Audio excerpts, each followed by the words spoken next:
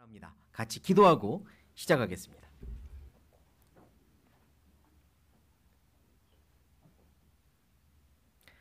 살아계신 하나님, 저희를 만드시고 저희를 구원하시고 저희 삶의 주인이 되어주셔서 감사합니다.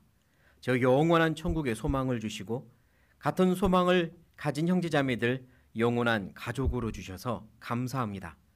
주님이 소중히 여기시는 주님의 몸된 교회 안에 우리를 있게 하시고 지금까지 지켜주시고 길러주신 그 은혜를 감사합니다.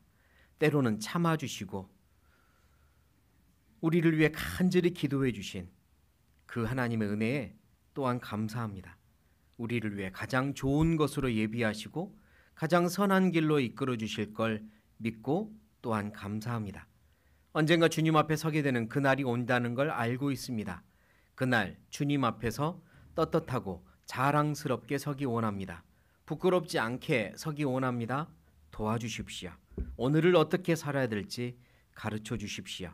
하나님의 자녀답게 살고 믿음이 신앙이 성장하고 성숙한 열매 맺는 우리가 되게 도와주십시오. 주변의 많은 이들에게 복음을 전하고 함께 구원받은 형제자매들을 진심으로 사랑하고 하나가 되어 우리 교회가 주님께 영광을 돌리는 교회가 될 수 있도록 도와주시고 우리를 사용해 주십시오. 이 시간 하나님의 말씀 앞에 모였습니다. 우리의 마음을 활짝 열어주시고 하나님의 것으로 채워주십시오. 버릴 것을 버리고 비울 걸 비운 후에 하나님의 것으로 채우는 시간이 되게 도와주십시오. 힘을 얻고 위로받고 변화받는 시간 되게 도와주십시오. 이 시간 함께하지 못한 형제 자매님들 계십니다. 혹자는 아파서 또 여러 가지 어려움으로 어쩔 수 없어 함께하지 못한 이들 일일이 기억해 주시고 보듬어 주시며 도와주십시오. 다음번엔 함께할 수 있도록 치유해 주시고 힘을 주시고 허락해 주십시오. 교회에서 계획하는 모든 일들 아버지의 뜻대로 되기 원합니다. 앞장서 행해 주시는 하나님 따라 한 마음으로 따라가는 우리 교회 되게 도와주십시오. 이 시간 처음부터 끝까지 하나님께 부탁드리며 예수님의 이름으로 감사하며 기도드립니다. 아멘. 네, 오늘부터 신앙의 성숙 시리즈로 말씀을 같이 배우려고 하는데요. 성장과 성숙은 단어만 다를 뿐 아니라 의미도 조금은 다릅니다. 아마 여러분들 느끼는 어감은 다를 겁니다. 성장과 성숙은 다른 부분이 있죠. 성장은 아마 외적으로 계속 커지고 불어나는 것, 외적으로 나타나는 어떤 모습을 성장이라고 한다면 성숙은 내적으로 나타나는 성장과 단단해지고 아름다워지는 모습이라고 그렇게 조금은 구분할 수 있겠습니다. 열매가 많아지는 건 성장이지만 열매가 익어가는 건 성숙인 거죠. 그래서 뭐 과일을 사도 과일을 성숙 거꾸로 하면 뭐예요? 숙성, 과일을 숙성시킨다라고도 하는데요. 열매가 익어가는 것, 그게 성숙이라고 할 수 있습니다. 신앙생활은 열매를 점점 맺어야 되죠. 성장하면 성장할수록 열매를 맺습니다. 하지만 우리가 맺는 열매가 완전한 열매라고는 볼 수 없죠. 그 열매들이 점점 아름다워지고 완전해지는 걸 성숙이라고 할 수 있습니다. 그러니까 어떻게 보면 미숙한 열매가 성숙한 열매로 미숙한 신앙이 성숙한 신앙으로 나아가는 게 필요한 거죠. 우리의 신앙은 점점 성숙해져야 합니다. 그래서 오늘부터 성숙 시리즈를 배우려고 하는 거예요. 미숙에서 성숙으로 가는 겁니다. 반숙에서 완숙이 아니라 나는 반숙도 좋더라 이러지 마시고요. 미숙에서 성숙으로 우리의 신앙은 미숙한 열매에서 성숙한 열매로 가야 합니다. 그 중에 오늘은 함께 나누고 싶은 제목이 사랑입니다. 뭐라고요? 사랑. 우리가 성숙해져야 되는 열매 중에 아주 중요한 어쩌면 첫 번째로 여기고 싶은 배우고 싶은 제목은 사랑이에요.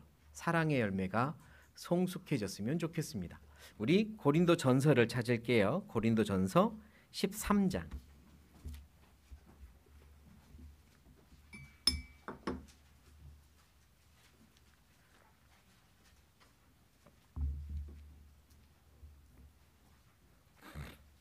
고린도전서 13장. 고린도전서 13장은 별칭이 있죠? 무슨 장? 사랑장이요. 좋습니다. 13장 11절부터 13절까지 같이 읽겠습니다. 내가 어렸을 때에는 말하는 것이 어린아이와 같고 깨닫는 것이 어린아이와 같고 생각하는 것이 어린아이와 같다가 장성한 사람이 되어서는 어린아이의 일을 버렸노라.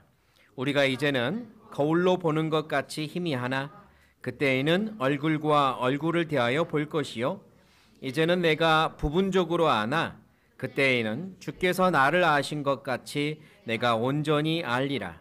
그런즉 믿음, 소망, 사랑 이 세 가지는 항상 있을 것인데 그 중에 제일은 사랑이라.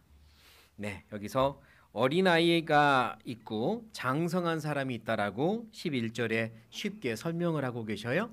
어린아이의 신앙이 장성한 신앙으로 성장하는 게 필요합니다. 사람도 어렸을 때가 있고 어른이 될 때가 있는 거죠. 그리고 그 차이는 너무 뚜렷합니다. 생각하는 게 어린아이 같은 것, 그리고 말하고 행동하는 게 어린아이 같은 건 장성한 사람의 모습이 아니죠. 어린아이 때 그러는 겁니다.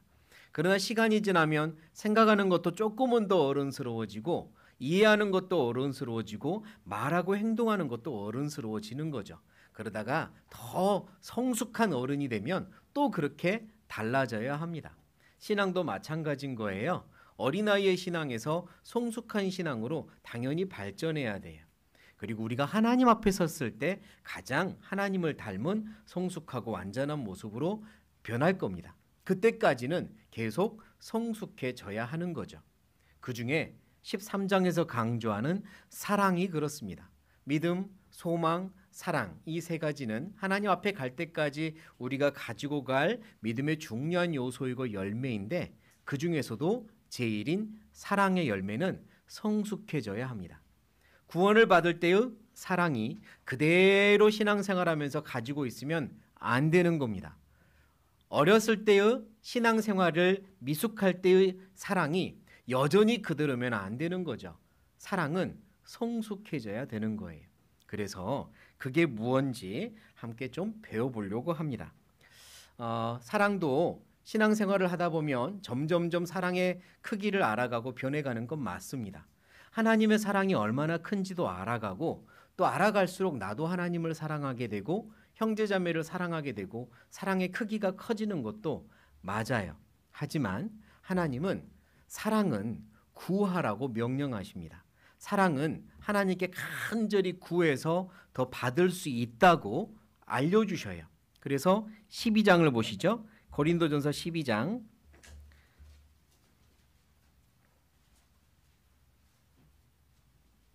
31절, 고린도전서 12장 31절 같이 읽겠습니다. 너희는 더욱 큰 은사를 사모하라. 내가 또한 제일 좋은 길을 너희에게 보이리라.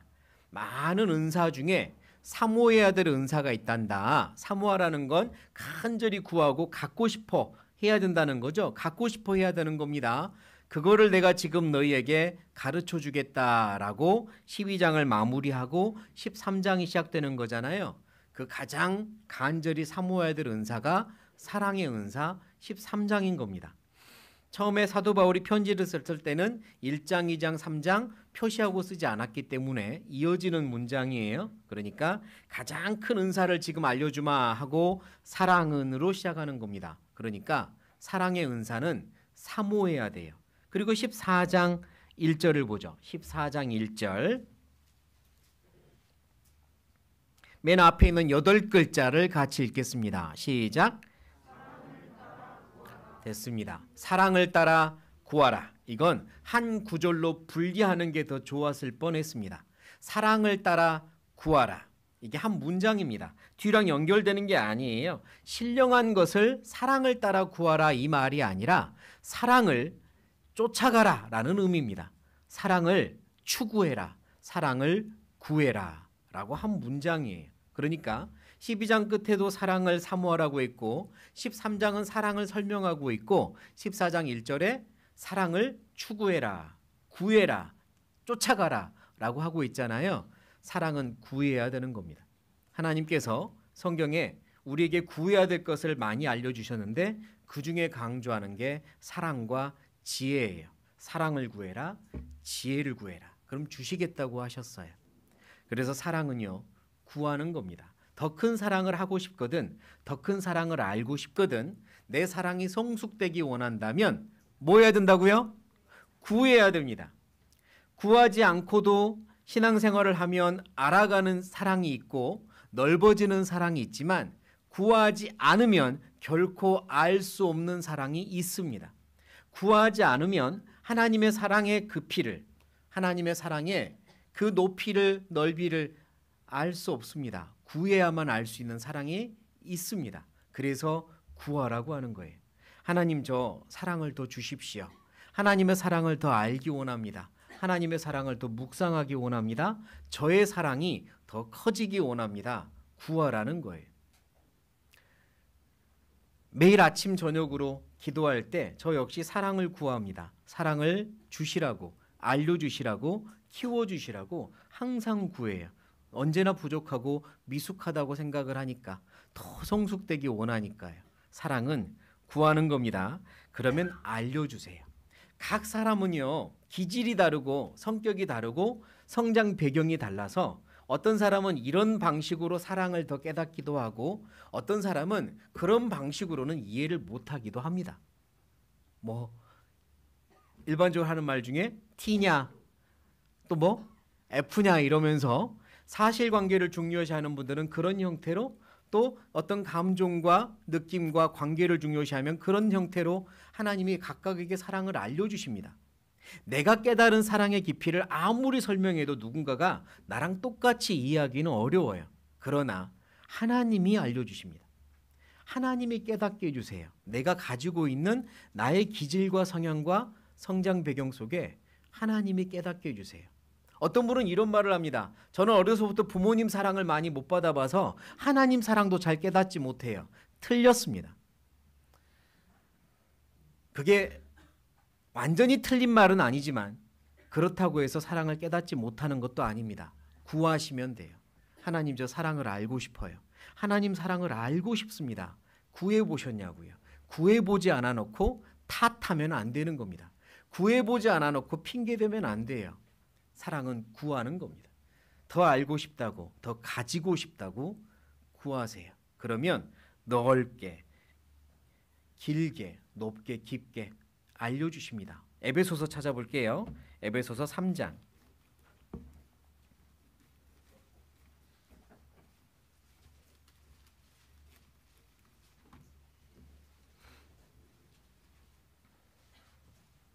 에베소서 3장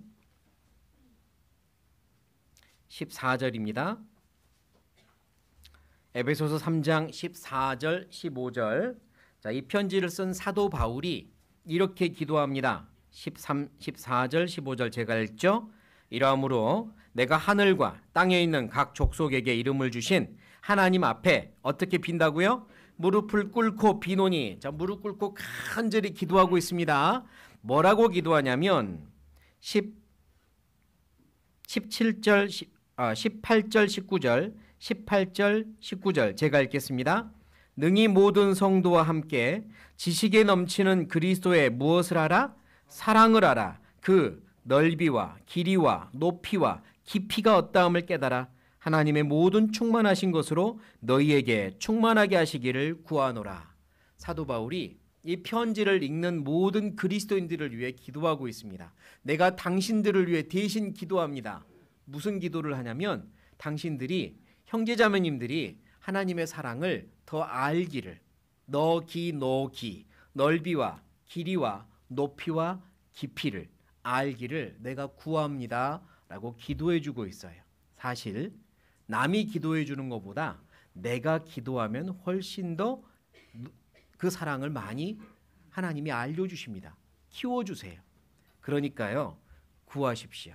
사랑을 더 구하셔야, 그래야 미숙한 사랑에서 성숙한 사랑으로 나아갑니다. 내가 하고 있는 사랑이 성숙하다고 말할 수 없잖아요. 내가 하나님을 지금 사랑하는 거 어떻게 생각하세요? 이 정도면 됐다? 이만하면 됐다? 이 정도면 잘하고 있는 거 아니야? 혹시 그런 생각하십니까? 이따가 살펴보겠지만 그렇게 생각한다는 것은 미숙하다는 아주 확실한 증거입니다. 우리는 너무 부족합니다. 그래서 사랑을 더 알아야 되고 필요합니다. 그걸 위해 하나님이 나를 향한 사랑을 먼저 좀 생각해 보고요.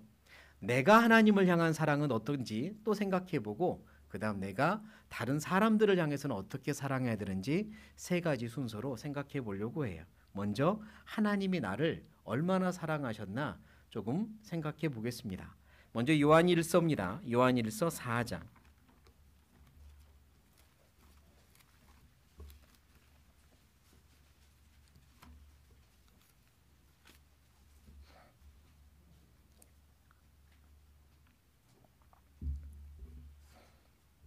19절입니다. 요한일서 4장 19절. 19절 같이 읽겠습니다. 우리가 사랑함은 그가 먼저 우리를 사랑하셨습니다.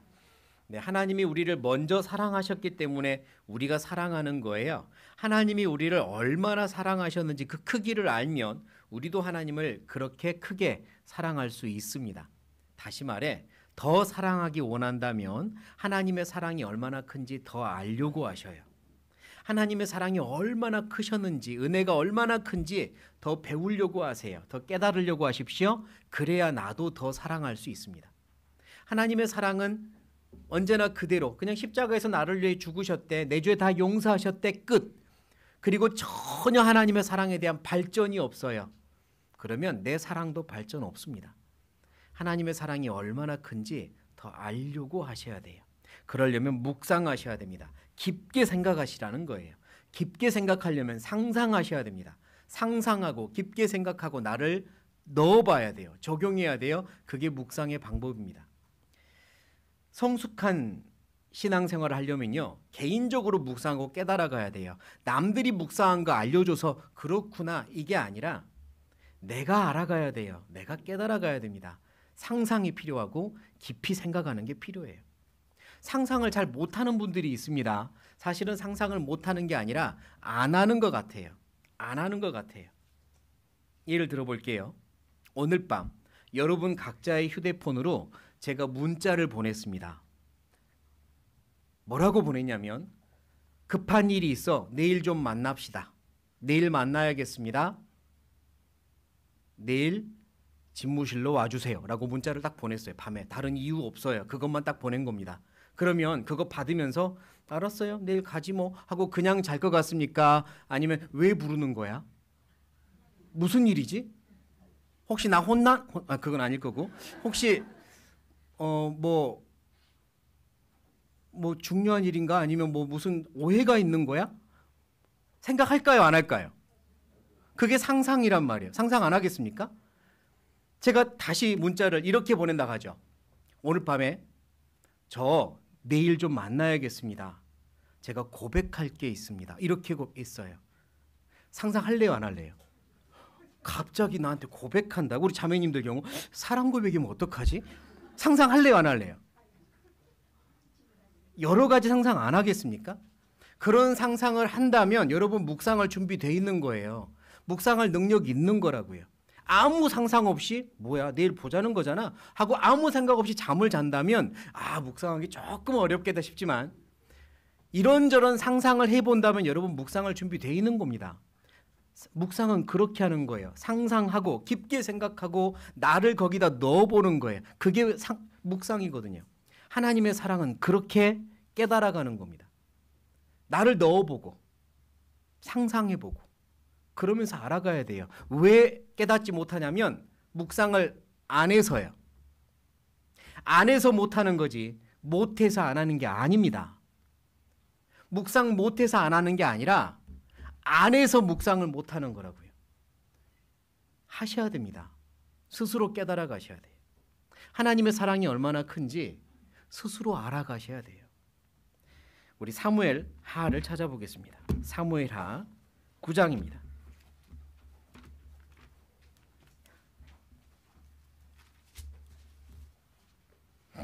사무엘하 9장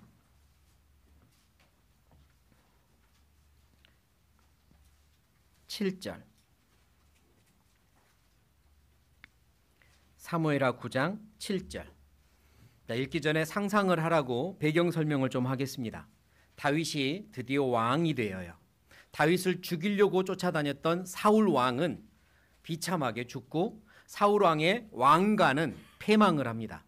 왕가가 몰락을 하죠. 사울의 왕자들이 다 죽었습니다. 다윗을 사랑했던 요나단 왕자도 죽었습니다.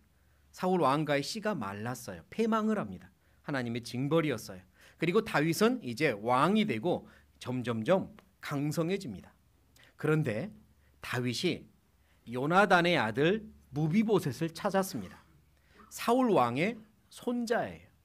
패망한 몰락해버린 왕가의 씨, 패망한 손자 무비보셋. 사실은 패망해버린 왕가기 때문에 정말 어디선가 이름 없이 숨어서 살아야 됩니다. 어디 가서 자기가 사울 왕의 손자라고 내세울 곳도 없어요. 그런데 다윗이 무비보셋을 찾았습니다. 그리고 이렇게 하죠. 9장 7절 8절입니다. 7절 8절 같이 읽겠습니다. 다윗이 가로되 무서워 말라. 내가 반드시 내 아비 요나단을 인하여 내게 은총을 베풀리라. 내가 네 조부 사울의 밭을 다 네게 도로 주겠고 또 너는 항상 내 상에서 먹을지니라. 저가 절하여 가로되 이 종이 무엇이간데 왕께서 죽은 개 같은 나를 돌아보시나이까. 13절입니다. 13절 같이 읽겠습니다. 무비보셋이 항상 왕의 상에서 먹음으로 예루살렘에 거하니라. 그는 두 발이 다 절뚝이더라. 패망한 왕가의 남은 씨앗이었을 뿐만 아니라 안타깝게도 두 발을 다 저는 또 건강하지 못한 이였습니다. 그렇게 스스로 정말 비참하게 살아야 될 남은 인생이었을 뻔했는데 왕인 다윗이 그를 찾았고 그에게 많은 재산을 다 사울 왕에게 소속된 재산을 주겠다고 할 뿐만 아니라 나와 함께 왕의 식탁에서 같이 먹자. 너는 내 식구다. 너는 내 가족이다. 너는 내 왕자나 똑같다. 이렇게 한 겁니다. 상상을 하셔야 돼요. 무비보셋의 마음이 어땠을까? 무비보셋의 기분은 어땠을까? 다윗을 향한 마음은 어땠을까? 내가 무비보셋이라면 어떤 기분이었을까? 상상해야 합니다. 그리고 거기서 더 나아가서 하나님의 식탁에 나를 앉게 해주신 하나님, 정말 죄인이 나를 불러서 하나님의 가족 삼아주신 하나님, 그 사랑에 연결해야 합니다. 그리고 조금 더 깨달아가야 돼요. 하나님의 사랑이 얼마나 큰지. 나는 과연 어떤 존재였고 내가 얼마나 큰 은혜를 받았는지 생각하셔야 됩니다. 무비보셋이 만약 여기서 다윗을 향해서 고마운 마음도 별로 없고 당연하다고 여겼다면 그는 감각이 없는 자가 아니라 양심이 없는 자예요. 감각이 없는 자가 아니라 양심이 없는 자. 내가 하나님을 향해서 감사한 마음 별로 없고 천국에서 하나님의 가족이 되었다는 사실에 대해서 별 의미 부여를 하지 않는다면 감각이 없고 상상이 없는 게 아니라 어쩌면 양심이 없을지도 몰라요. 생각하셔야 됩니다. 묵상하셔요. 습관 들이시고 훈련하세요. 그래야 내 사랑의 깊이가 커집니다. 이런 장면을 볼 때마다 나랑 연결하셔요. 내가 얼마나 큰 은혜를 받은 사람인가 이렇게요. 이런 상상도 한번 해보죠. 어느 날 모두회 때 우리 잘 아는 우리 교회 한 자매님이 앞에 나와서 간증을 합니다. 그런데 이렇게 시작해요. 제가 오늘 처음으로 제 어려서 출생 때부터 한 가지 고백을 하겠습니다. 이래요. 그럼 조금 솔깃하죠? 처음 듣는 이야기라고 하니까. 사실 저 태어났을 때 부모에게 버림을 받아서 쓰레기통에 버려졌었습니다. 탯줄도 끊지 않고 버려진 채로 그렇게 전 간신히 살아 있었는데 지나가는 사람이 저를 발견하고 병원으로 급히 데려가서 간신히 살았다고 합니다. 저 그렇게 살아난 사람입니다. 그리고 보육원으로 보내졌고 누군가를 만나 부모님으로 부르며 여기까지 왔어요. 저 사실 그렇게 기적적으로 살았습니다. 라고 이야기한다면 처음 듣는 이야기인데 그럼 여러분들 들으면서 그랬나 보다 이러실 것 같습니까? 아이고 저런 세상에 큰 기적이 있었구나 이런 마음이 들 것 같습니까? 1번, 2번. 1번 그게 뭔데 그래서 어쩌라고 이런 마음 있으실 것 같으세요? 없죠. 그건 말도 안 돼요. 상상할 수 있잖아요. 아, 정말 그런 일이 있었어? 대단하다. 얼마나 안타까운 일이야. 세상에 그 조그만 아이 죽을 뻔했구나. 그런데 누군가의 손에 의해서 살아났구나. 이런 생각할 거 아니에요. 너무 잘 됐다. 너무 다행이다. 그럴 거 아니에요. 상상을 해서. 에스겔서를 찾겠습니다. 에스겔 16장.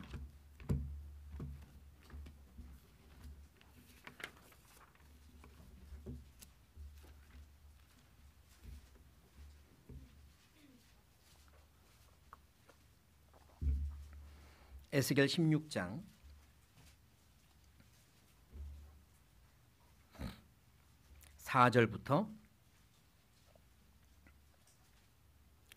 4절부터 6절까지 제가 읽겠습니다. 여러분은 상상하며 읽으세요. 눈으로 따라 읽으세요.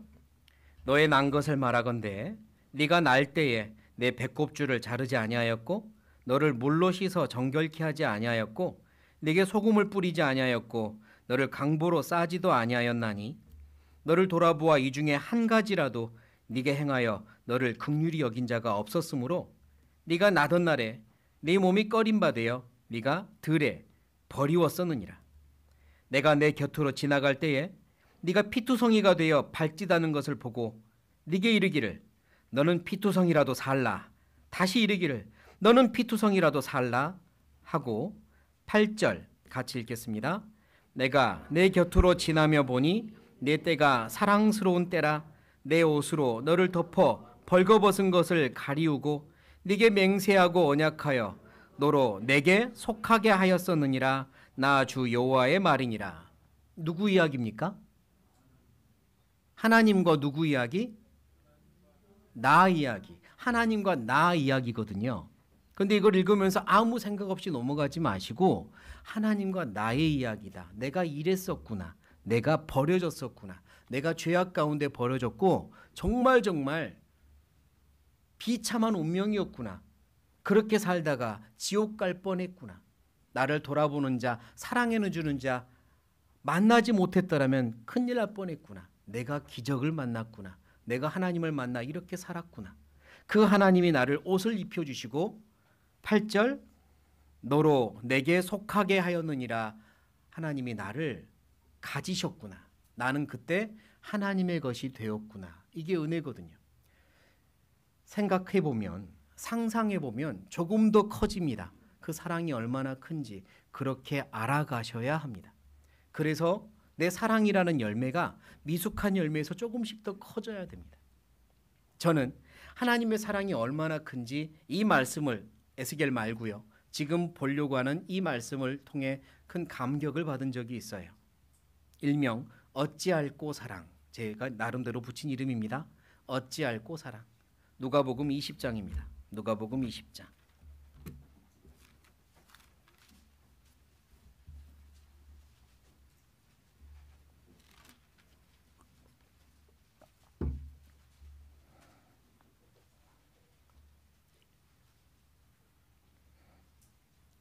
(20장 9절) 20장 9절부터 제가 읽겠습니다.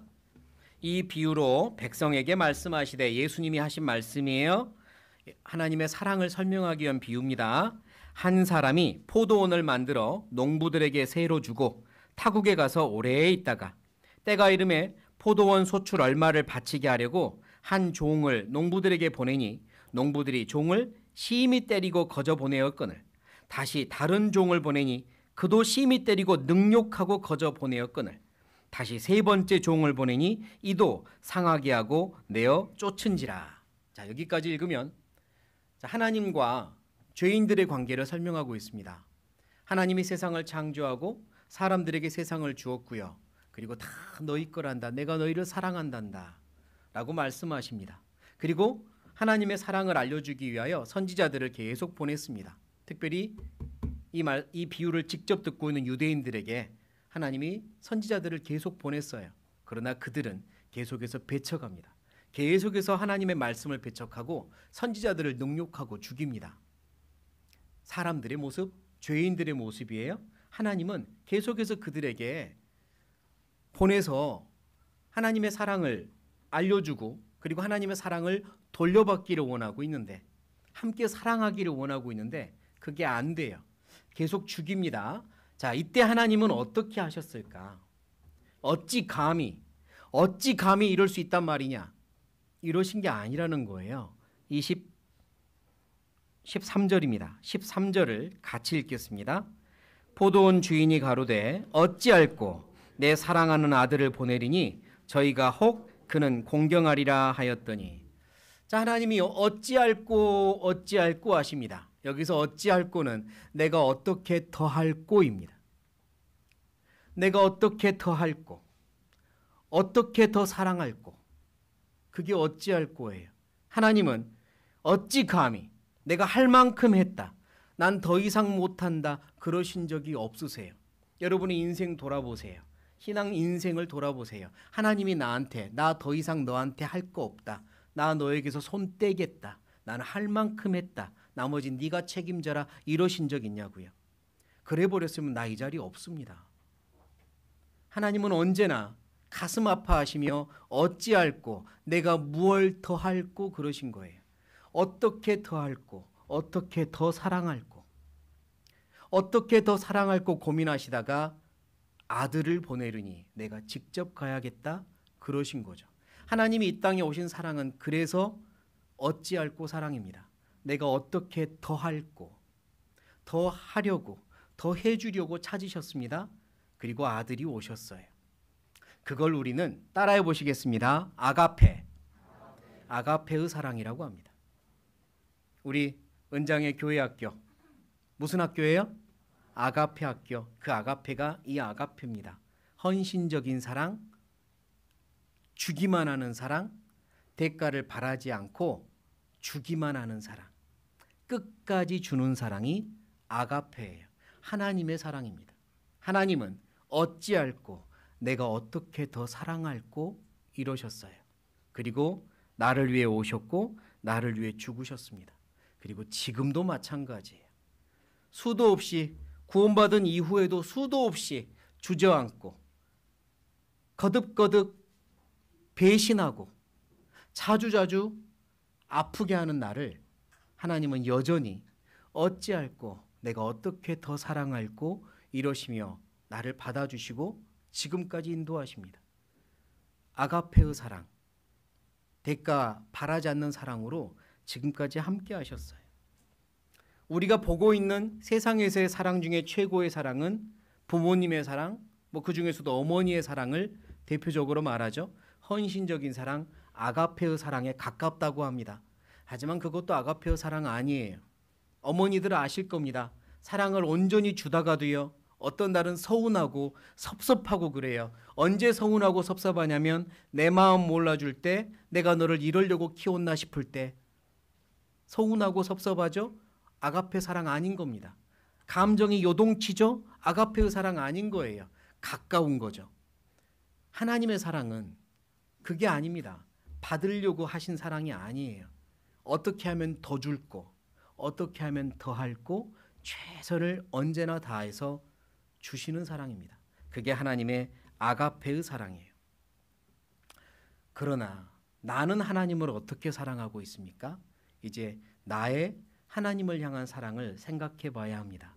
내 사랑은 얼마나 미숙한지 또는 얼마나 성숙해지고 있는지 생각해 봐야 돼요. 요한복음으로 갑니다. 요한복음 21장.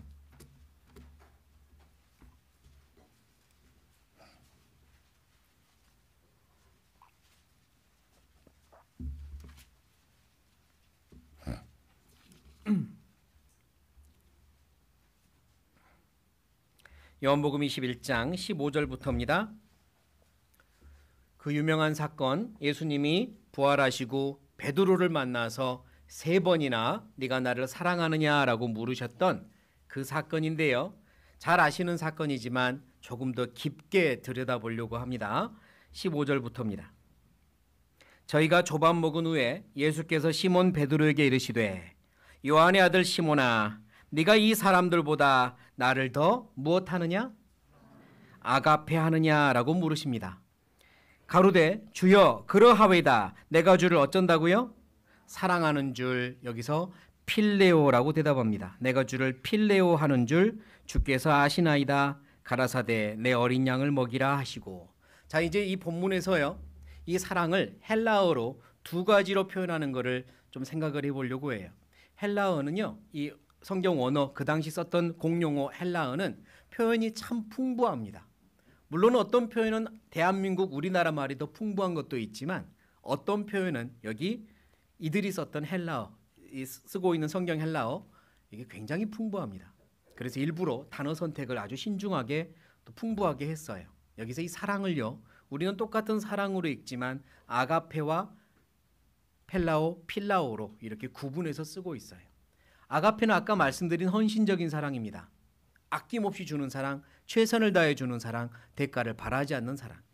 근데 필레오는요, 관계의 사랑입니다. 주고받는 사랑. 아버지와 아들의 주고받는 관계의 사랑, 형제들끼리 이렇게 주고받는 관계의 사랑이 필레오 사랑이에요. 그거는 주고받으면서 이어지는, 유지되는 사랑입니다. 그런데요, 분명히 예수님은 이렇게 물으십니다. 네가 나를 아가페 하느냐라고 물으세요. 그랬더니 베드로가 뭐라고 대답해요? 저는 필레오 합니다 그랬어요. 같은 사랑합니다지만 아가페 합니다라고 대답 못합니다. 예, 저 사랑합니다. 필레오 합니다. 주님을 내 주님으로 모시고 주님의 주신 사랑을 제가 깨달았고요. 저도 사랑하고 싶습니다. 저도 필레오 합니다 이래요. 계속 읽어보겠습니다. 16절. 또 두 번째 가라사대 요한의 아들 시몬아 네가 나를 아가페 하느냐, 또 아가페로 물으십니다. 아가페 하느냐 하시니 가로되 주여 그러하외다. 내가 주를 필레오 하는 줄 주께서 아시나이다. 가라사대 내 양을 치라 하시고, 두 번째도 아가페 하느냐 물으셨고 베드로는 필레오 합니다라고 대답합니다. 세 번째 가라사대 요한의 아들 시몬아 네가 나를 필레오 하느냐 하시니, 이제는 예수님도요 아가페라고 묻지 않으세요. 네가 나를 필레오 하느냐라고 물으시고 베드로는 또 예, 제가 필레오 합니다 이렇게 대답해요. 필레오는 관계의 사랑, 주고받는 사랑이에요. 제가 주님을 주님으로 모시고 제가 주님의 사랑을 받아들였고 저도 제 위치에서 사랑하기 원합니다. 그게 필레오입니다. 저 그렇게 사랑합니다. 그랬어요. 그리고 그게 당연한 겁니다. 구원받을 때는 그렇게 시작하는 거예요. 어떻게 받자마자 저 아가페 합니다. 저 주님을 완전 아가페예요. 완전 헌신적으로 다 드리며 살 거예요. 그런 분 없습니다. 어린아이 같은 사랑, 미숙한 사랑은 아가페 하지 못해요. 당연한 겁니다. 필레오 하는 겁니다. 하지만 그 사랑으로 시작하는 거예요. 그래서 고린도전서 16장 22절에 사도 바울이 쓴 편지에는요, 누구든지 주를 사랑하지 않는 자는 저주를 받을지어라 그랬는데 여기서 사랑도 필레오를 씁니다. 하나님과 관계가 맺어지지 않는 사랑은 구원받지 않은 거니까요. 아가페가 아니에요. 그러니까 구원받을 때는 그렇게 시작합니다.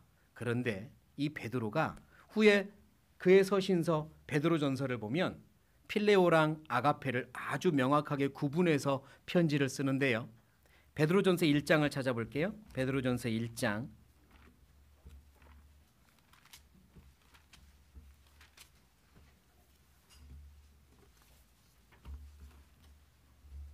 베드로전서 1장 8절 9절. 베드로전서 1장 8절 9절.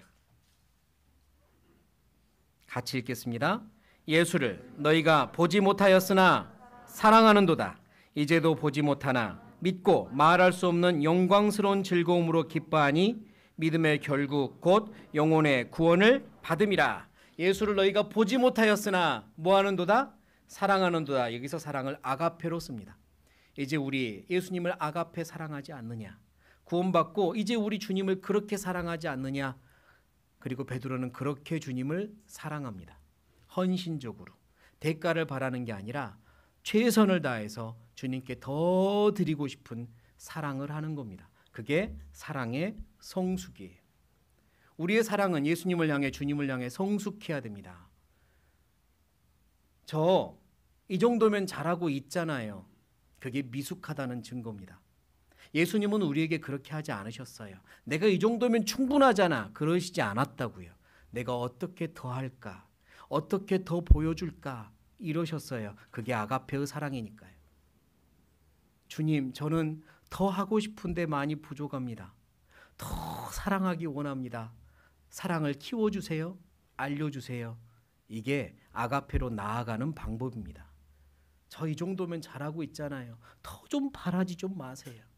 그게 미숙하다는 증거예요. 우리의 사랑은 성장해야 됩니다. 사랑의 성장을 잘 보여주는 성경이 있는데요.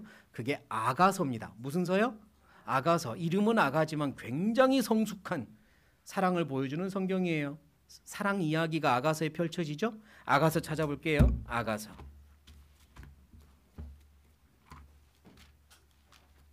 아가 1장입니다.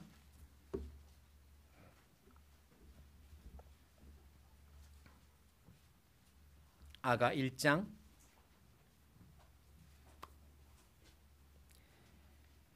1절 솔로몬의 아가라라고 시작합니다. 솔로몬과 한 여인의 사랑 이야기예요. 그리고 이 성경을 깊게 묵상하다 보면, 그리고 상상하며 깊게 생각하고 나를 적용해서 묵상하다 보면 솔로몬은 나의 주님을, 그리고 한 여인은 나를 이렇게 의미한다는 걸 알 수 있습니다. 나의 주님과 나와의 사랑 이야기가 여기 펼쳐져요. 솔로몬은 사랑하는 여인을 내 사랑아, 내 사랑아라고 부르고요. 여인은 솔로몬을 나의 사랑하는 자, 나의 사랑하는 자 이렇게 부릅니다. 그러니까 읽으시면서 이거는 누가 한 말이구나, 이거는 누가 한 말이네 구분하려면 알아두시면 좋아요. 기록해 두셔도 좋죠. 내 사랑아라고 부르는 건 솔로몬, 나의 사랑하는 자라고 부르는 건 여인인 겁니다. 그런데 이 여인의 고백을 좀 살펴보려고 해요. 여인이 솔로몬을 만나 사랑을 하게 되면서 점점점 솔로몬을 향한 사랑이 성숙되어 갑니다. 여인은 나의 모습이라고 했죠. 나의 주님을 향한 사랑이 여인의 사랑처럼 성숙해져야 하는 겁니다. 어떻게 성숙해 가는지 볼게요. 2장 16절입니다. 여인의 고백 2장 16절.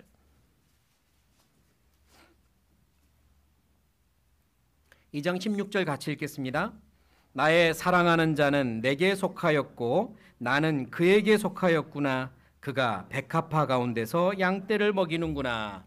자, 나의 사랑하는 자는 나에게 속했다는 건 내 거라는 말이죠. 내 사랑하는 자는 내 거고 나는 그에게 속했구나. 나는 그의 거구나. 넌 내 거, 난 너의 거 이렇게 고백하는 거예요. 쉽게. 그분은 내 거고 나는 그의 거구나. 이렇게 고백했습니다. 자, 이대로 생각하시면서 다음 고백을 볼게요. 6장입니다. 6장 3절.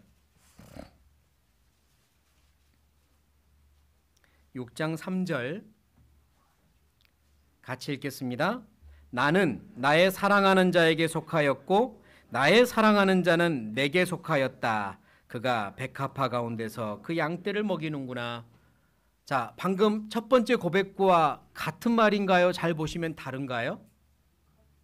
같습니까? 다릅니까? 비교해 보셔요. 어떻게 다릅니까? 예, 비교하려는 열정을 보이지 않는 분도 계시네요. 좋습니다. 2장 16절과 6장 3절 비교해 보면 다르죠? 순서가 바뀌었어요. 순서가. 2장 16절은 넌 내 거, 나는 너의 거 이렇게 고백했다가 6장 3절엔 순서가 바뀌어서 난 너의 거, 넌 내 거로 바뀝니다. 먼저 내가 당신 겁니다 라고 순서가 바뀌었어요. 처음엔 당신이 내 겁니다 라고 먼저 말했다가 그 다음엔 내가 당신 겁니다 라고 먼저 말하죠. 이해되십니까? 순서가 바뀌었습니다. 7장입니다. 7장 10절 7장 10절 같이 읽겠습니다. 나는 나의 사랑하는 자에게 속하였구나. 그가 나를 사모하는구나. 이제는 뭐라고 합니까? 나는 그분 거구나 라고만 이야기하고 그분은 내 거구나가 사라집니다. 넌 내 거가 사라졌어요. 마지막 고백은 난 당신 겁니다 라고만 고백합니다. 이게 신앙의 성숙의 과정이에요. 처음엔 하나님은 내 거고 난 하나님 겁니다. 우리 서로 소유하는 거죠. 그러다가 두 번째는 내가 하나님 거 맞습니다. 그리고 하나님도 내 겁니다. 라고 말을 합니다. 여전히 하나님을 향하여 자기의 주권을 조금은 부리려고 하죠. 내 생각과 내 의견, 내 주권이 남아있는 겁니다. 그러다가 마지막 고백은 내가 사라집니다. 내 주권이 사라져요. 내 거 없습니다. 난 다 하나님 겁니다. 다 하나님 겁니다. 내 모든 건 당신 겁니다. 라고 고백합니다. 이게 사랑의 성숙되어가는 과정입니다. 하나님이 나를 사셨고 나를 구원하셔서 내 모든 건 하나님 겁니다. 나는 그렇게 하나님을 사랑하며 따르고 싶습니다. 하나님이 나를 사랑하시니 내 모든 건 하나님 겁니다. 가장 좋은 것 드리고 싶습니다. 가장 많은 것 말고요. 가장 좋은 것 드리고 싶습니다. 내 마음과 내 정성과 내 감사와 내 눈물을 드리고 싶습니다. 내 모든 건 하나님 거고 나는 하나님을 진심으로 다해서 사랑하기 원합니다. 이렇게 성숙되어 가는 겁니다. 신앙생활은 사랑이 성숙해져야 돼요. 이 정도면 잘하고 있습니다. 라고 고백하는 것 자체가 미숙한 겁니다. 하나님은 나에게 내가 어떻게 해야 너를 더 사랑할까? 어떻게 더 해줘야 할까? 고민하고 계시는데 나는 하나님께 이 정도면 잘했잖아요. 더 원하시는 겁니까? 이러고 있는 것 자체가 모순입니다. 그럴 수 없어요. 진짜 사랑이 성숙하면요. 정말 죄송합니다.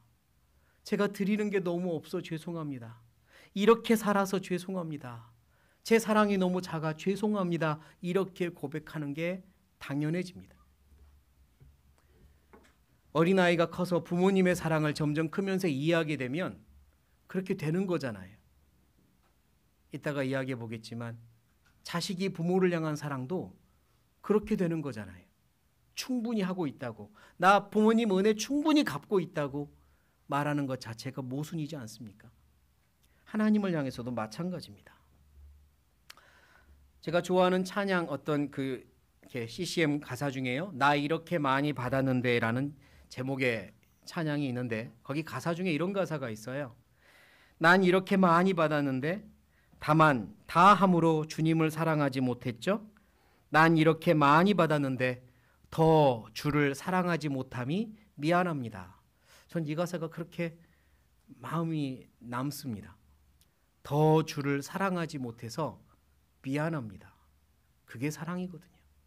주님을 더 사랑하고 싶은데 더 사랑하지 못해서 죄송해요. 더 영광을 돌려야 되는데 그러지 못해서 죄송해요. 그게 사랑 아닙니까? 충분한 비유가 될지 모르겠지만 드라마나 영화에서 나올 법한 이야기 하나 해볼게요. 어떤 아버지가 어린 아들과 매우 즐거운 화목한 가정을 꾸려 살고 있습니다. 이 아들은 아버지를 매우 좋아하고 존경해요. 아버지도 매우 훌륭하신 아버지입니다. 그런데 어느 날 아버지가 갑자기 들이닥친 경찰들에 의해서 체포돼가지고 끌려갑니다. 억울한 누명을 쓰고 살인자가 된 거예요. 살인자의 누명을 쓰고 끌려가 재판을 받았는데 실제로 살인자로 또 선고가 끝나버립니다. 아마 누군가의 아주 힘 있는 세력에 의해 아버지가 억울한 누명을 쓴 거예요. 그리고 그때부터 집안은 풍비박산이 되죠. 주변에서 손가락질하며 살인자의 가족, 또 친구들도 이 아들을 향해서 살인자의 자식이라고 놀립니다. 아들은 그럴 때마다 펑펑 울면서 우리 아버지 살인자 아니라고 하지만 힘이 없죠. 이 아들은 결심을 합니다. 자기가 법을 배워서 아버지를 억울한 걸 자기가 밝혀내겠다고. 그리고 공부를 해서 드디어 변호사가 되었고 아버지의 사건을 다시 재수사하고 증거를 수집하며 재심 청구를 해서 드디어 재심 청구가 받아들여집니다.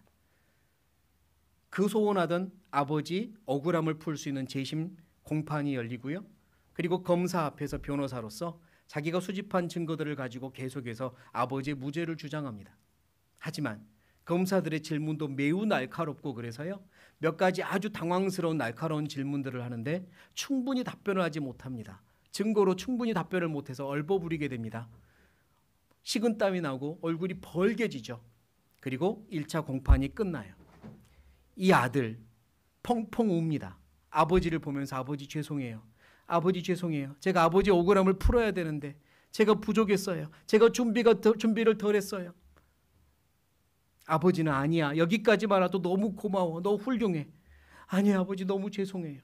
이 아들은요. 그 상황에서 아버지의 억울함을 명확하게 자기가 변호하지 못한 게 그렇게 억울하고 슬픈 겁니다. 죄송한 거예요. 여기까지 이루어낸 것도 대단하지만 죄송한 거예요. 그 마음 이해되십니까? 상상력을 최대한 발휘해 보세요. 다음 공판은 더 열심히 준비합니다. 그리고 그 모든 날카로운 질문들에 대해서 변호를 멋지게 해내요. 그리고 다음 공판. 그래서 아버지의 무죄를 받아내면 얼마나 영광스럽겠습니까?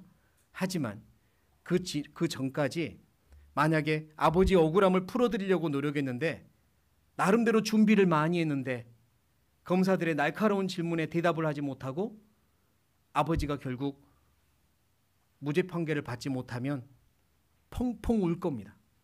죄송하다고. 자기가 부족했다고. 나는 우리 하나님을 위해 열심히 살고 있습니다. 우리 하나님의 영광을 위해 지금까지 신앙생활하고 있어요. 하지만 정말로 우리 아버지가, 내 하나님이, 나의 예수님이 이 땅에서 받아야 될 모든 영광 다 돌려드리고 있다고 생각하십니까? 내 삶을 통해서 하나님이 받으셔야 될 영광을 내가 다 돌려드리고 있는 거예요? 그러지 않다면 죄송해야 되는 겁니다. 그러지 못해 죄송합니다. 마땅히 받으셔야 될 영광을 다 돌려드리지 못해 죄송합니다. 나름대로 하고 있지만 그러지 못해 죄송합니다. 더 하겠습니다.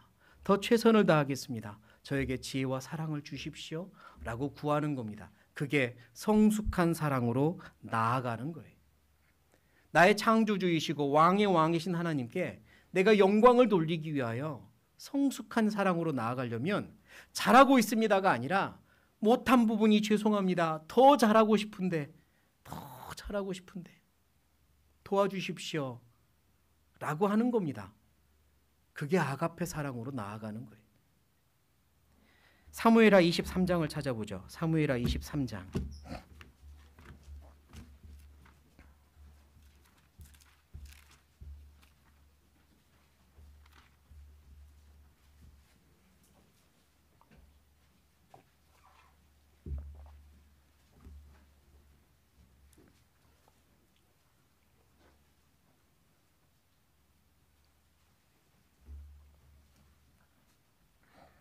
23장.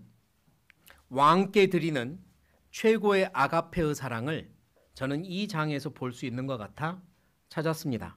23장 14절. 그때에 다윗은 산성에 있고 블레셋 사람의 영체는 베들레헴에 있는지라. 다윗이 사모하여 가로되, 여기서부터 16절까지 같이 읽겠습니다.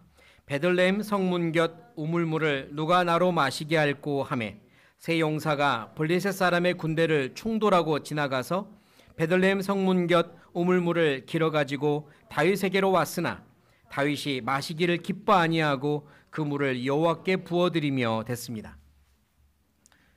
전쟁 중입니다. 다윗의 군대는 이쪽에 진치고 있고 적들은 저쪽에 진을 치고 있는데요. 하필이면 적들이 있는 곳이 다윗의 옛 고향입니다. 베들레헴 다윗 고향. 바라보니까 옛날 생각이 나는 겁니다. 어렸을 때 저 우물에서 물 마셨는데 그 생각도 나는 거예요. 전쟁하고 있는 지금 모습이 참 슬프기도 하고요. 그래서 혼잣말을 했겠죠. 야, 어렸을 때 먹었던 저 우물물 한 잔 시원하게 마시면 좋겠다. 근데 옆에 있는 3명의 충성스러운 군인이 그 말을 들은 겁니다. 그들은 어떻게 하죠? 무장을 하고 그 적들의 진 속으로 뛰어들어갑니다. 말 타고 들어갔겠죠. 3명이 군대를 향해 들어간 거예요. 목적은 딱 하나. 적의 수장의 목을 치기 위해서가 아니라 왕이 마실 물 떠오기 위해서입니다. 그리고 들어가서 그 적들을 다 헤집고 길을 뚫어내고 물을 떠가지고 다시 돌아왔어요. 갔다 오는 동안 여기저기 부상 입지 않았을까요? 뭐 등에는 화살 몇 개 꽂혀 있지는 않을까요? 그리고 돌아와서 왕에게 그 물을 떠드리는 겁니다. 왕이시여, 왕이 마시고 싶으신 물이 여기 있습니다. 이들은요 왕을 그렇게 사랑했습니다. 왕이 물 한 모금 마시고 싶을 때 자기 목숨까지 버려가며 왕을 이게 물을 떠드릴 수 있을 정도로 사랑했어요. 그게 왕께 드릴 수 있는 아가페의 사랑이라 생각합니다. 그 왕보다, 다윗 왕보다 더 크고 놀라우신 창조주, 왕의 왕이신 나의 하나님이 내게 무언가를 원하실 때, 영광을 받기 원하실 때 나는 무엇하냐 이겁니다. 나는.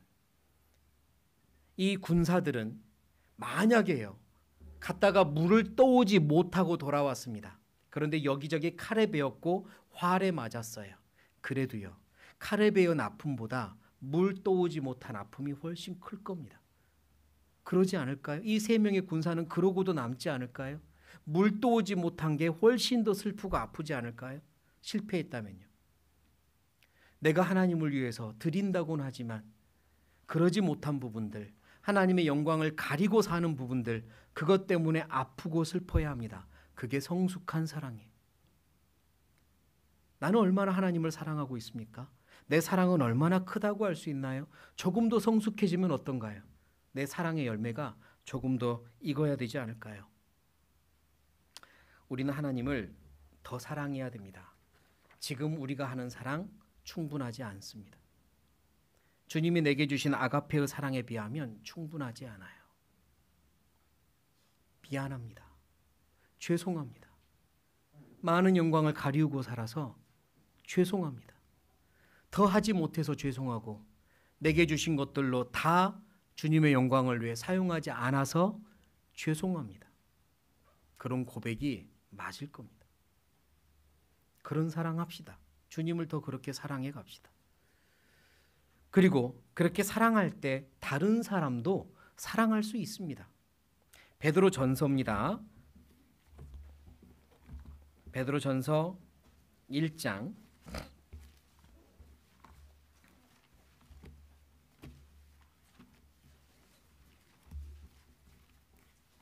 베드로전서 1장 22절 베드로전서 1장 22절 같이 읽겠습니다. 너희가 진리를 순종함으로 너희 영혼을 깨끗하게 하여 거짓이 없이 형제를 사랑하기에 이르렀으니 마음으로 뜨겁게 피차 사랑하라. 여기 사랑이 두 번 나오죠. 베드로는요 아까 사랑의 두 가지 헬라어 아가페랑 필레오를 정확하게 구별해서 편지에 씁니다. 방금 여기 읽은 사랑에도 아가페와 필레오를 따로따로 썼어요. 그럼 한번 생각해 보세요. 이제 추측도 가능할 수 있어요. 어디가 필레오고 어디가 아가페일까? 22절 너희가 진리를 순종함으로 너희 영혼을 깨끗하게 하여 구원을 받고 거짓이 없이 형제를 사랑하기에 이르렀으니 필레오입니다. 형제를 지금까지 관계의 사랑, 주고받는 사랑으로 서로 주고받으며 사랑해 왔으나 앞으로는 뜨겁게 피차 무엇하라? 아가페하라. 뜨겁게 아가페하라라고 말합니다. 그게 형제 사랑의 성장이에요. 우리는 형제들을 향해서도 아가페로 나아가야 합니다. 조건 없는 사랑, 바라지 않는 사랑, 주기만 하는 사랑, 주고 싶은 사랑, 주지 못해 미안한 사랑, 더하지 못해 미안한 사랑. 왜 나는 이만큼 했는데 저렇게밖에 안 하지? 섭섭하네. 그게 미숙하다는 증거인 겁니다. 미숙한 사랑을 하고 있다는 증거예요. 받기만 하려고 하는 것도 미숙하다는 증거고 나에게 왜 이것밖에 안 해줘 남들에겐 저만큼 하면서 미숙하다는 증거입니다. 미숙에서 성숙으로 나아가야 돼요. 주는 사랑 말이에요. 더 주고 싶은 사랑, 받지 못해도 드리고 싶은 사랑이에요. 우리는 하나님을 향해서도 온전히 아가페를 하지 못하기 때문에 형제자매를 향해서도 온전히 아가페하기는 어렵습니다. 하지만 넓어져야죠. 해나가야 합니다. 그래서 이런 말이 있더라고요. 따라해 보시죠. 어제보다 오늘 더 사랑할게. 그게 맞는 것 같아요. 어제보다 오늘 더 사랑할게. 오늘보다 내일 더 사랑할게. 사랑은 점점 커져야 합니다. 아가페로 나아가야 돼요. 형제 사랑이 그렇습니다. 베드로 후서도 찾아보죠. 베드로 후서 1장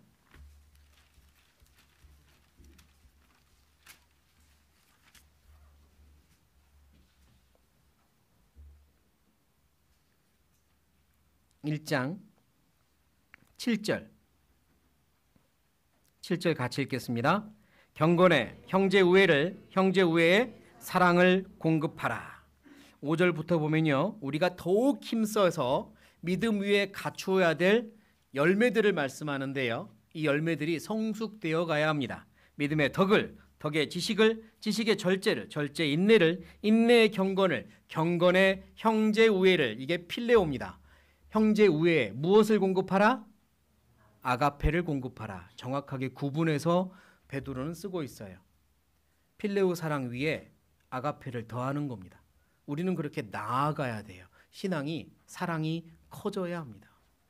형제자매들을 그렇게 사랑할 수 있도록 우리 마음을 넓힙시다. 바라는 사랑 말고, 섭섭해하는 사랑 말고, 주지 못해 아쉬운 사랑, 더 주고 싶은 사랑으로 넓혀가는 겁니다. 나에게 잘하는 사람들에게만 사랑하는 건 악인들도 하는 거고요. 그분이 어떻든 간에 더 사랑하는 건 하나님의 자녀들이 하는 사랑입니다. 그 사랑으로 나아가야 돼요. 형제자매 간에. 가족 안에서는 더더욱 그렇습니다. 가족 안에서. 자녀들이 부모님을 향해서요, 미숙할 때는, 어렸을 때는, 그리고 한참 반항기 때는 일부러 못된 말을 하죠. 나한테 해준 게 뭐 있냐고. 엄마가, 아빠가 나한테 해준 게 뭐 있냐고. 그게 미숙한 거죠. 아주 미숙한 겁니다. 하지만 크면 그러지 않잖아요. 크면, 성숙하면 그러지 않습니다. 죄송해요. 부모님 사랑 다 못 갚아서 죄송해요. 부모님 사랑 더 갚을게요. 크면 클수록 알아가네요. 부모님 사랑이 얼마나 컸는지. 이게 성숙한 거잖아요. 자식은 부모를 향해 그렇게 됩니다. 부모는 자식을 향해 어떻습니까? 부모는 자식을 향해. 유튜브에 떠도는 감동적인 인터뷰 영상, 실험 영상을 보면 아이들을 위하여 부모님들의 인터뷰를 미리 해가지고 상영해주는 그런 영상을 간혹 봅니다. 아이들은 쫙 청년 또는 학생들 아이들 앉아 있고요. 부모님이 인터뷰 영상을 띄우죠. 그리고 질문 중에 아이들 생각하면 마음이 어떠세요? 그러면 대부분의 부모님들이 이렇게 답을 하더라고요. 내 아이 생각하면 미안하죠. 아니, 왜 미안하세요? 못해준 게 많아서 미안하죠.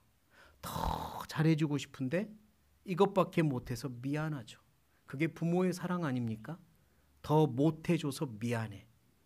더 못해줘서 미안하죠. 그게 부모로서 아가페의 사랑의 좋은 모습일 겁니다. 부모가 자식에게 하는 그 사랑만큼 자식이 부모에게 해야 되고요. 부부끼리 해야 됩니다. 그리고 형제자매 간에 해야 돼요. 더 못해줘서 미안합니다. 특별히 부부간에요. 내 남편에게요, 제가 더 잘해줘야 되는데 더 못해줘서 늘 미안하죠. 이런 말하는 아내분 있으십니까? 남편에게 물었더니 더 잘해줘야 되는데 늘 제가 못해서 늘 미안한 마음입니다. 물론 남편들은 워낙 원래 못하기 때문에 그런 말하는 게 정상이지만, 그래도요, 저를 포함하여 대부분의 남편들은 저 나름 잘하고 있습니다라고 대답합니다. 나름 잘하고 있대요. 그리고 심지어 대부분의 아내들도 그래요. 이 정도면 잘하고 있죠. 남들하고 비교해봐요. 그게 무슨 증거라고요? 미숙한 사랑이라는 증거입니다. 미숙한 사랑이에요. 더 못해줘서 미안하죠. 더 잘해주고 싶은데, 더 잘해주고 싶습니다. 그래야 할 겁니다. 왜냐하면 하나님이 우리에게 그런 사랑을 주셨기 때문이에요. 어찌할꼬 사랑, 어찌할꼬 더 사랑을 줘야 하는데 어떻게 사랑할꼬 그 사랑을 주셨고, 우리가 그 사랑을 받았기 때문에 우리는 그 사랑을 해야 하는 겁니다. 가족들에게, 사랑하는 사람들에게, 형제 자매들에게, 그리고 영혼들에게 그 사랑이 확장되어 가야 돼요. 더 해주고 싶은데 그러지 못해 미안합니다. 그런 사랑을 합시다. 그런 사랑을 넓혀가자고요.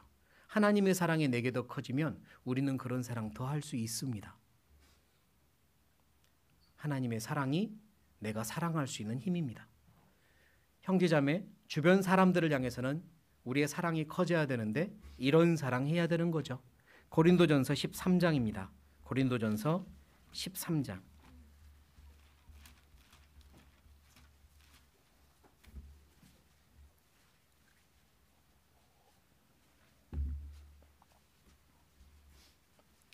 고린도전서 13장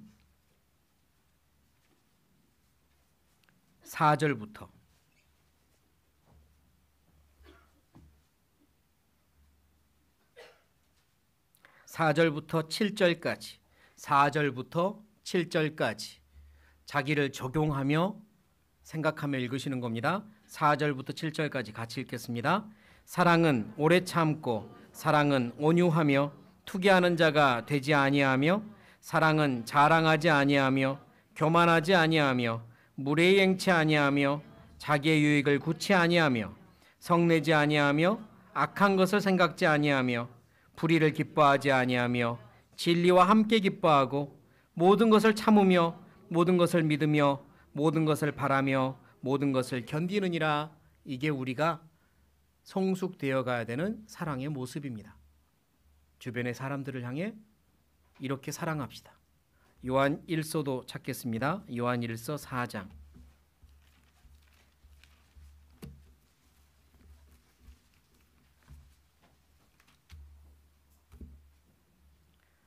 요한 1서 4장.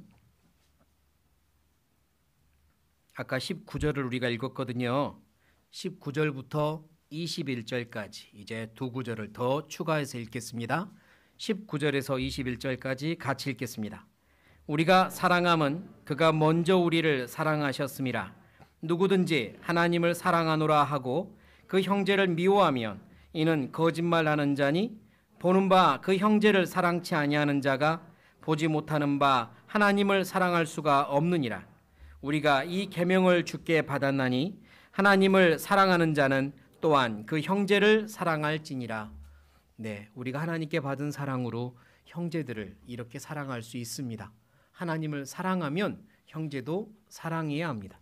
하나님을 사랑한다면서 형제를 판단하고 미워하거나 시기하거나 무시하거나 모른 척하는 건 사랑이 미숙한 겁니다. 우리는 미숙한 사랑에서 성숙한 사랑으로 나아갑시다. 오늘 돌아가면 내 사랑하는 아이들에게, 아내와 남편에게 뭐라고 말할까요? 많이 못해줘서 미안해, 더 잘하고 싶어 라고 말할 수 있는 사랑했으면 좋겠고, 형제자매들을 향해서도 더 사랑하고 싶습니다, 더 사랑하겠습니다 라는 마음 가졌으면 좋겠으며, 하나님을 향해서는 하나님 저에게 사랑을 더 주세요, 더 주세요, 하나님을 더 사랑하며 살기 원합니다, 사랑을 부어주세요 라고 간구하는 신앙이 되었으면 좋겠습니다. 우리의 사랑은 성숙되어 가야 합니다. 지금에 만족하지 말고요. 그렇게 성장하고 성숙하는 우리가 되었으면 좋겠습니다. 같이 기도하겠습니다.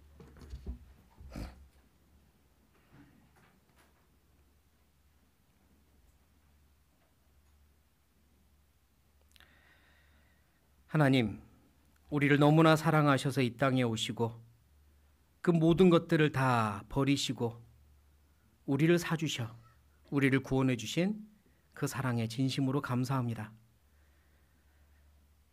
처참한 죄인이었던 우리가 하나님의 사랑으로 구원을 받고 자녀가 되고 신부가 되고 천국의 영원한 상속자가 되어 이 큰 은혜를 받았으니 너무나 감사합니다.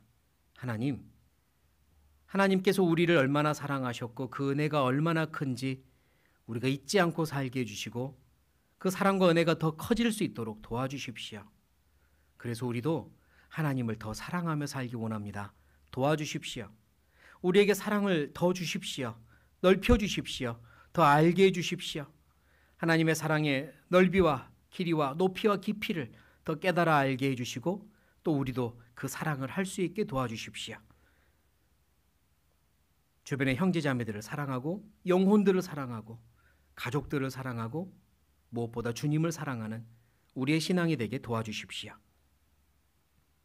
이 자리에 함께하지 못한 귀한 형제자매님들 어디에 있든지 일일이 기억해 주시고 하나님의 사랑으로 품어주시며 우리 역시 하나님의 사랑을 가지고 그들을 대하고 기도하고 또 만나 환영할 수 있도록 도와주십시오. 교회에서 계획하는 모든 일들 아버지의 뜻대로 되기 원합니다. 앞장서 행해 주시는 아버지, 우리들 한마음으로 따라가기 원합니다. 도와주십시오. 우리 교회를 하나 되게 하시고 주님의 뜻을, 귀한 뜻을 이루어 주십시오. 함께해 주신 주님께 감사드리며 예수님의 이름으로 기도드립니다. 아멘.